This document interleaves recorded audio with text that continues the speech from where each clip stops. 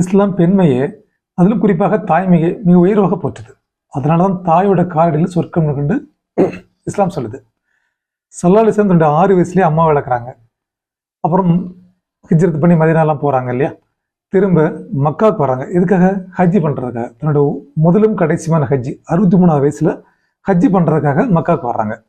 வரும்போது மதீனாலேருந்து மக்காவுக்கு வந்து ஷார்ட்டாக நிறைய வழிகள் இருந்தாலும் அவங்க அம்மா அடக்கம் பண்ணப்பட்ட இடம்னா அபுவா குகைன்னு சொல்லப்படுது.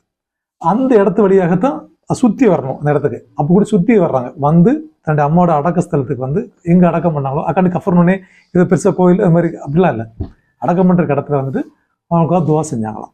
இது வரலாறு. ஸோ தன்னுடைய 63வது வயசுலையும் 6 வயசுல விட்டுட்டு போன தாய்க்காக 63வது வயசு கடந்த பிறகும் வந்து துவா செஞ்சாங்க அப்படின்னா அம்மாவோட சிறப்பு எப்படி இருக்குன்னு சொல்லி நம்ம உணரணும். இதனாலதான் தாயோட காலில் சொர்க்கம்னு இஸ்லாம் சொல்லுது. இறைவன் சொல்றான், பெற்றோர்களை வந்து நீங்க சீன்னு கூட சொல்லாதீங்க, அது அவரில் ஒருத்தரோ 2 பேரோ உங்கள்கிட்ட இருந்துச்சுன்னா அவங்கள பாதுகாத்துங்க அப்படின்னு இஸ்லாம் சொல்லுது. இனி அது தாயை போற்றக்கூடிய நல்ல மக்களாக இறைவன் நம்மளை ஆக்கியார்கள் போயிட்டு